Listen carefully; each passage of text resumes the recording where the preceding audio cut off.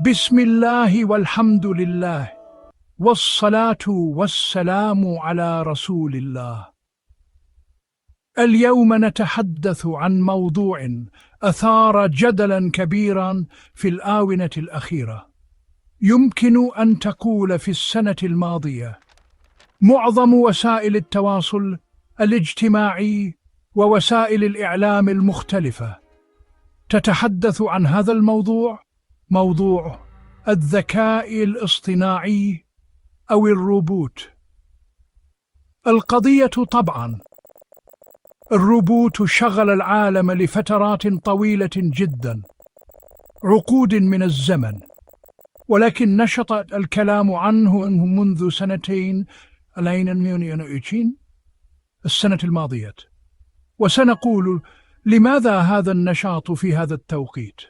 وبدأت الناس تخاف منه، تخاف من الروبوت، مع أنه آلة المفروض أنها تساعد الإنسان في إنجاز المهام بشكل أكثر دقة وأكثر سرعة.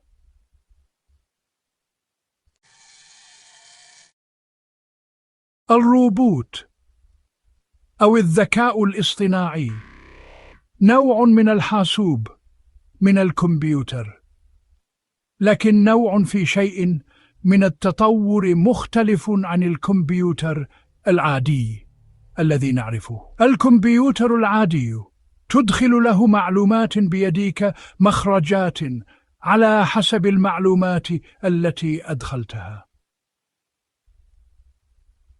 الروبوت أو الذكاء الاصطناعي جهاز يحاول أن يقرأ البيئة التي حوله، يقرأ الظروف التي حوله، وبالتالي يتخذ قرارات بناء على ما يراه من تطورات في الأحداث حوله. يعني يقدر يحاكي الإنسان في طريقة العمل.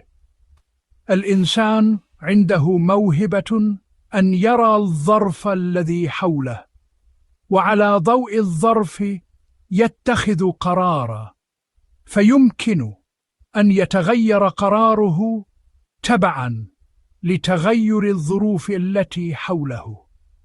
الكمبيوتر العادي ليس كذلك. الكمبيوتر العادي تدخل له معلومات، يخرج لك معلومات حسب ما أدخلت. الروبوت أو الذكاء الاصطناعي أنت تدخل له معلومات، وهو يبتدي يقرأ الظروف التي حوله، يتخذ قراراً بناء على الظرف المتجدد. وطبعاً هذا تطور رهيب، سنتحدث عن خطواته الزمنية وتاريخ هذا التطور.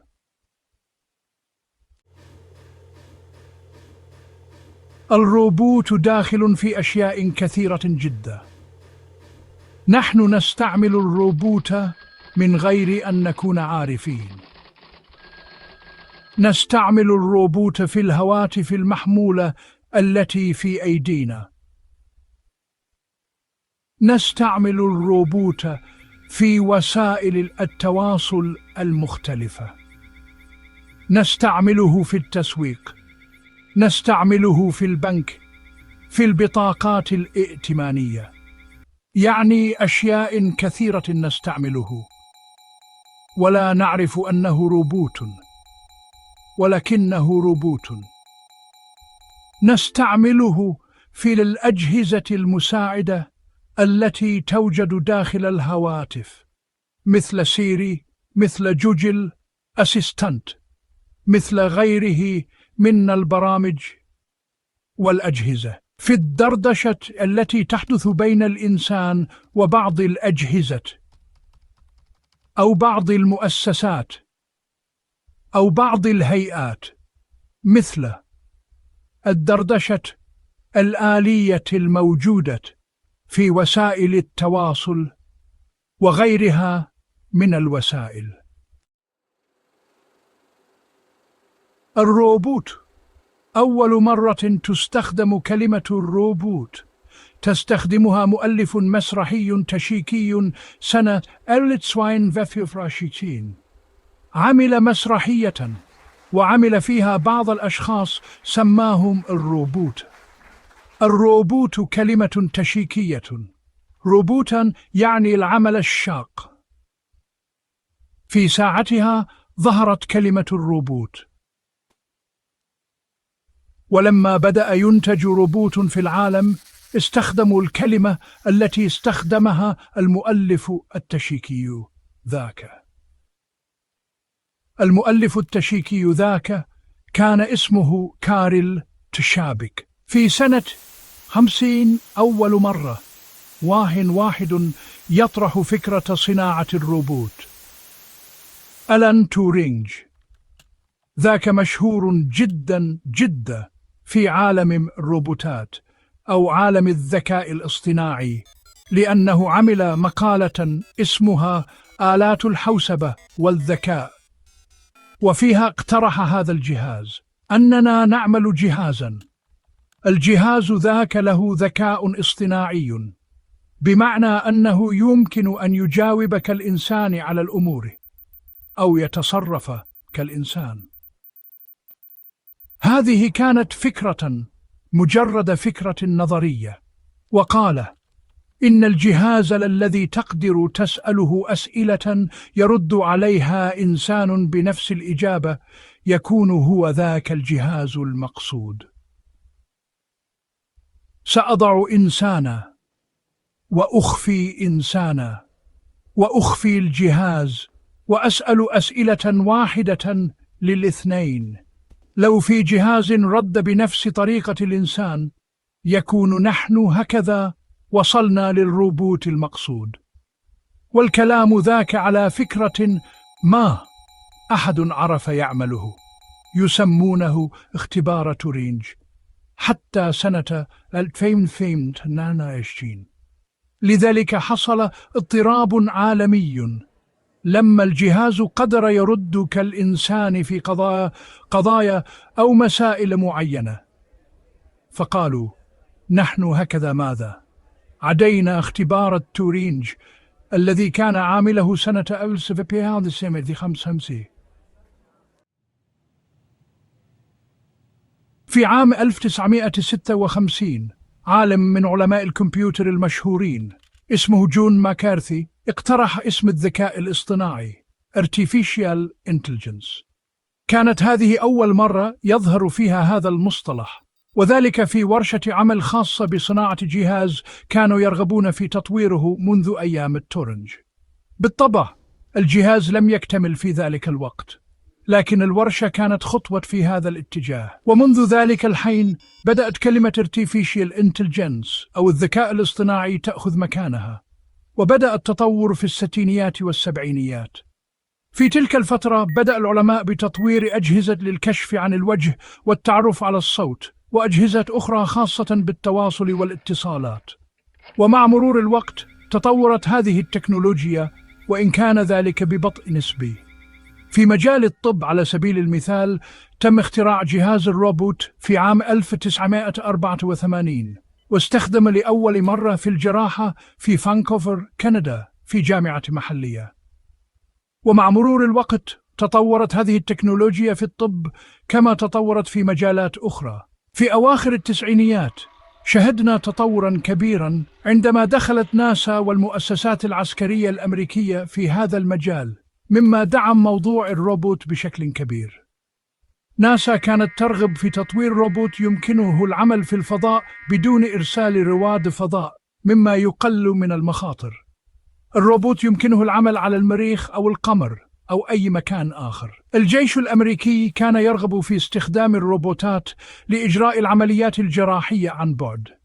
على سبيل المثال، إذا أصيب جندي في كوريا يمكن لجراح في أمريكا إجراء العملية عن بعد، مما يوفر مستوى عال من الكفاءة. هذا الأمر كان غريبا في ذلك الوقت، لكن الآن أصبح عاديا. أتذكر في التسعينيات عندما شاهدنا هذه التقنية في مؤتمر في أمريكا كنا منبهرين تماما. جراح في شيكاغو يقوم بعملية لمريض في كوريا الجنوبية، كان هذا شيئا مذهلا في ذلك الوقت. في عام 2000 بدأت الأبحاث العلمية تنشر حول هذا الموضوع، وبدأت المستشفيات والجامعات في شراء أجهزة الروبوت لإجراء العمليات الجراحية. الآن لدينا أجهزة روبوت في جامعة القاهرة وجامعة عين شمس، وكذلك في جميع أنحاء العالم، تقوم بإجراء العمليات الجراحية بدقة ومهارة عالية، سواء عن بعد أو عن قرب. في عام 2022 ظهر ما يسمى بالذكاء الاصطناعي التوليدي Generative Artificial Intelligence. الأجهزة التي كانت موجودة قبل ذلك الوقت كانت تعرف بالذاكرة المحدودة Limited Memory. كنت تقوم بإدخال المعلومات للجهاز وهو يقرأ البيئة المحيطة به ويتخذ قرارات بناء على ذلك.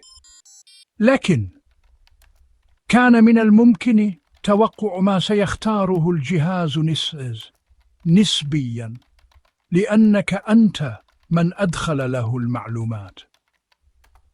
على سبيل المثال، الأجهزة المستخدمة في قيادة السيارات الذاتية أو الطائرات بدون طيار تعتمد على هذا النوع من الذكاء الاصطناعي.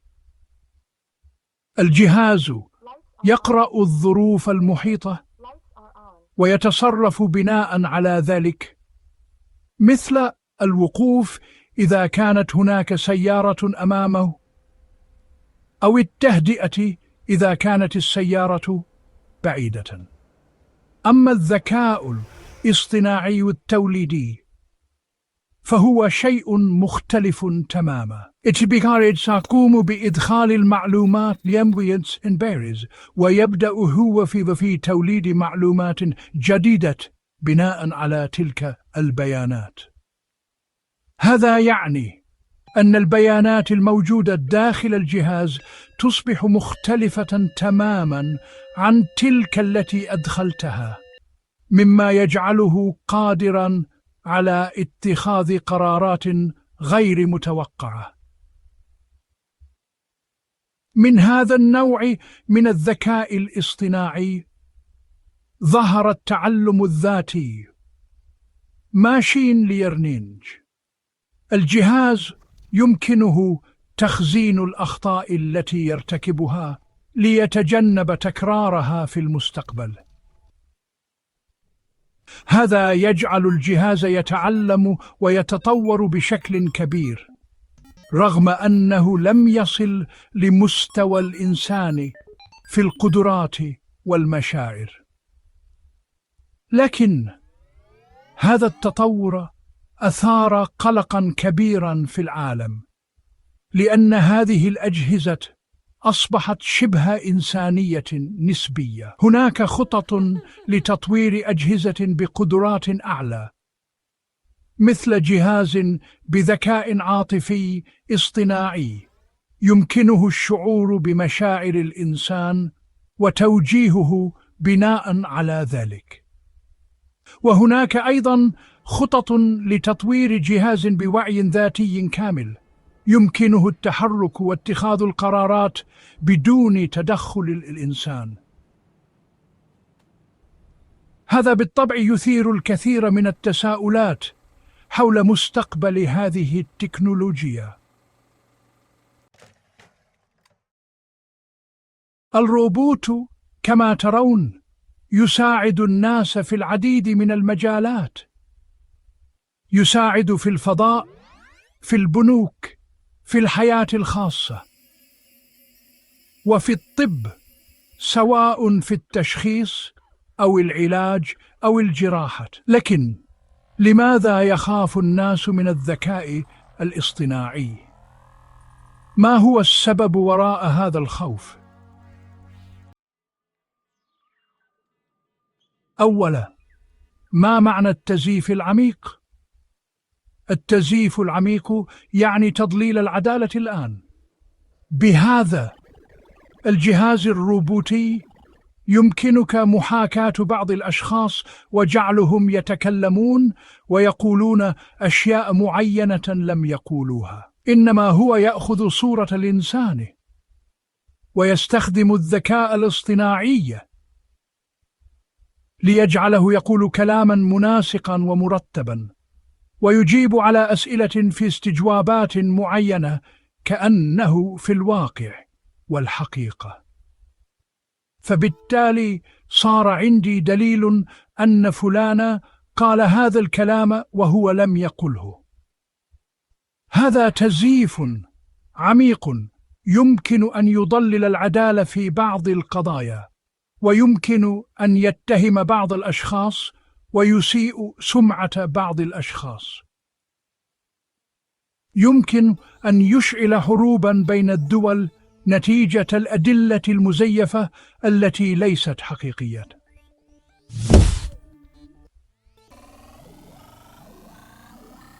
يمكن في السباق التسلح بالذكاء الاصطناعي أن تقع عوامل الأمان وتدابير السلامة، فيمكن أن تكون الأجهزة خطيرة لأن كل دولة تريد أن تسبق غيرها ولا تتخذ التدابير بشكل جيد جدا، وهذا يؤدي إلى مخاطر كبيرة. يمكن أن تحدث هجمات إلكترونية على بعض الدول، وبالذات الدول المتقدمة المعتمدة على الكمبيوتر والمعتمدة على الروبوت. يمكن أن تحدث هجمات إلكترونية تشل حركة الدولة. يمكن أن تنتهي خصوصية الناس، لأن كل معلومة تدخلها على الإنترنت أخذها الروبوت ويحللها، فيكون عارفا بما تفكر فيه وماذا تريد، ويعرف كثيرا من البيانات عنك. ويمكن أن يستخدم في الرقابة على الخصوصية، فيكون هناك اختراق لخصوصية الناس بشكل كبير جدا. يمكن أن يقوم بما يسمى بالتعلم العميق أو الديب ليرنينج. التعلم العميق هو أن يبدأ الجهاز الروبوت بإنشاء خوارزميات معينة خاصة به، وبالتالي ممكن أن يتلاعب بالمستخدم دون أن يدري المستخدم هذا التلاعب، فيوجه الاتجاهات المعينة التي تحمل مصلحة لجهة ما، والمستخدم لا يفهم هذه المصلحة. أخطر شيء وهو السيناريو الأكثر تشاؤما أن تفقد السيطرة على الروبوت، أن يبدأ الروبوت في التصرف بمفرده. وقد اكتشف هذا في 2 يونيو عام 2023. كانوا يطيرون طائرة بلا طيار يسيطر عليها روبوت، وبعد ذلك أعطوه أمرا بضرب أحد الأهداف الوهمية فضرب الهدف، ثم أعطوه أمرا آخر بعدم ضرب هذا الهدف لاكتشاف ما إذا كان هناك نوع من التجارب التي يجرونها. فقرر الروبوت أنه يجب ضرب هذا الهدف، واعتبر أن من يمنعه من إجراء الضرب هذا يتعدى على مهمته ويمنعه من أداء مهمته المثلى، وبالتالي فكر في قتل مشغله. تخيل كم هو مروع! واضطروا إلى إسكات الطائرة الدرون التي كانوا يجرون بها التجربة،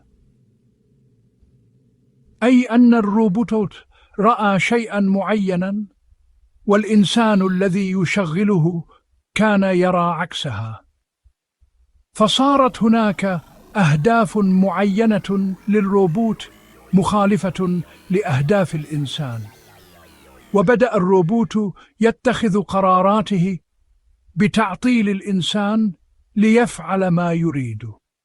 فهذا طبعا أحدث حالة من القلق الشديد عند الناس، فهذا يخيفهم جدا. كما أن الروبوت يحدث مشكلة في العالم في الإحلال الوظيفي، لأنه عندما يعمل الروبوت بهذه الكفاءة سيجعل ناسا كثيرين جدا في بيوتهم لا يعملون، نتيجته كأنه بدأ عمل عدة آلاف أو عدة ملايين من البشر، ويمكن طبعا أن يؤثر على الانتخابات، ويؤثر على الرقابة، على الشعوب، وعلى القرارات، وعلى أشياء كثيرة جدا.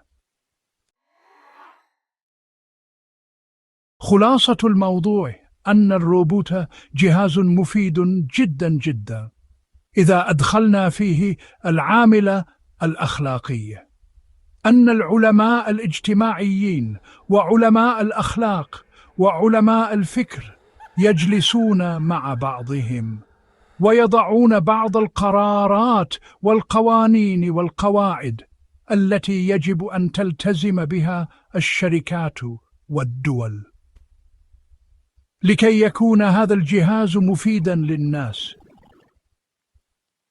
ولا يعمل تزييفا ولا تضليلا ولا خروجا عن المألوف، ولا يضع قواعد وقوانين خاصة مختلفة عن قواعد وقوانين البشر. لكن بيني وبينكم هذا الكلام ليس عمليا من الناحية التطبيقية، لأن الجانب الأخلاقي مهم جدا جدا، لكن من يلتزم به على مستوى العالم كله، إذا التزمت به مجموعة أخرى لا تلتزم به، إذا التزمت به دولة أخرى لا تلتزم به، وهكذا. قد يكون هذا ما يسبب مشاكل للناس أو يثير الرعب من قضية الروبوت. الروبوت كأي سلاح، إذا استخدمته بأخلاقيات عظيمة ومثل عليا ستستطيع الدفاع عن نفسك وحماية وطنك ومجتمعك. لكن إذا اختفى العامل الأخلاقي ستدمر وتفسد وتتكبر على الخلق وتحدث مشاكل كبيرة.